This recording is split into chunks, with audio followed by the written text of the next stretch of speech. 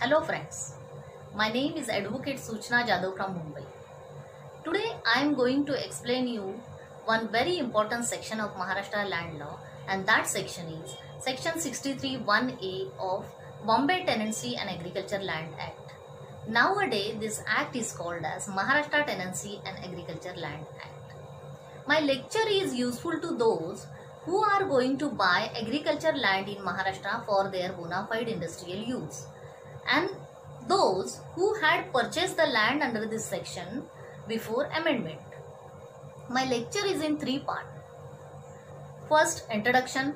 Second, the position of this section before amendment and after amendment. And third is case study. Section 63(1)(a) is for agriculture land by non-agriculturists for their bona fide industrial use. In this section, the amendment has come in the year 2016. The date is 1st January 2016. After amendment come, many people felt that there was no need to take permission from the government to buy agriculture land in Maharashtra for bona fide industrial use. But permission stand cancelled. Conditions are still there. So, that is the most important thing to understand this. Yes friends, now I am coming to the second part of the lecture, and that is the position of this section before amendment and after amendment. Point number 1.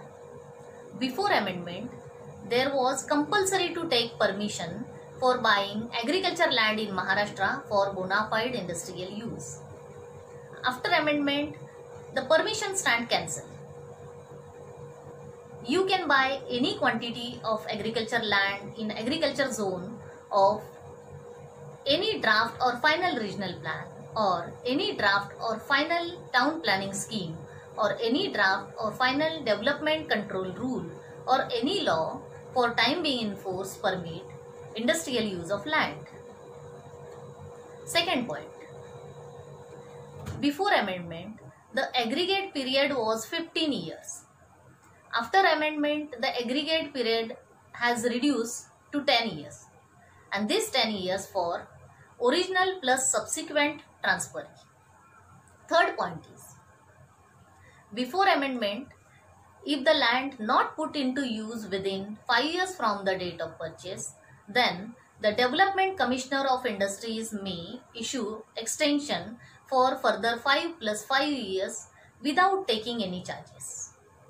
After amendment, if the land not put into use within 5 years from the date of purchase, then the collector may issue extension for next 5 years after taking payment of non-utilization charges, and that non-utilization charges are 2% per annum on the current market value of the said land.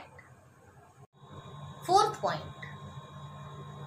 Before amendment, if the land not put into use at the end of 15 years, then the original seller would be entitled to repurchase it at original cost. After amendment, if the land not put into use at the end of 10 years, then the collector will issue notice to the defaulting purchaser and will take possession of the said land.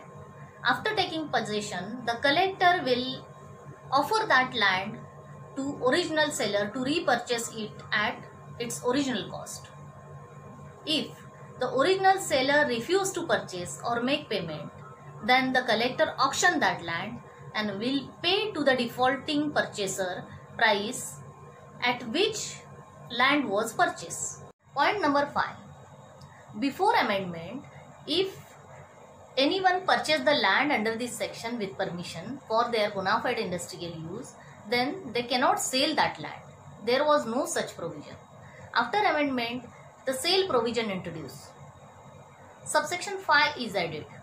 Under this section, the bona fide purchaser can sell the land, but for that purpose, he has to pay non-utilization charges to collector, and then he has to pay transfer charges to collector. And this transfer charges is depend on if the sale is for bona fide industrial use, then the transfer charges are 25% on the market value of the said land. And if the sale is for non-agriculture use other than bona fide industrial use, then the transfer charges are 50% on the market value of the said land.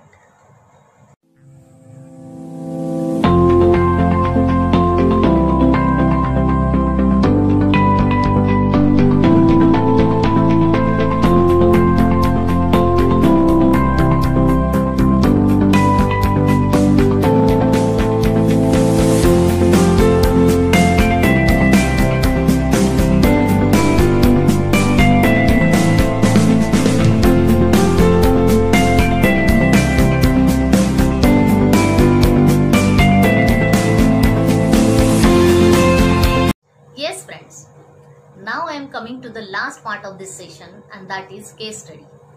I will explain here 3 cases. First case is, one company wants to buy agriculture land in Maharashtra for their bona fide industrial use. Can the company buy land without permission in Maharashtra? Answer is yes. They can buy without permission land in Maharashtra for their bona fide industrial use. They can buy any quantity of land in agriculture zone of any draft or final regional plan, any draft or final town planning scheme, or any draft or final development control rule, or any law for time being in force permit the industrial use of land. But most important thing is, the company must give intimation to the district collector within 30 days from the date of purchase. So, the collector will observe that the company is following the terms and conditions under this section or not. If it is not done, then the company will liable to pay penalty. Second case is, one company has purchased the land under this section with permission in the year 2012. But the company did not use that land within 5 years. After that, company received one notice from the Tehsildar office to pay non-utilization charges.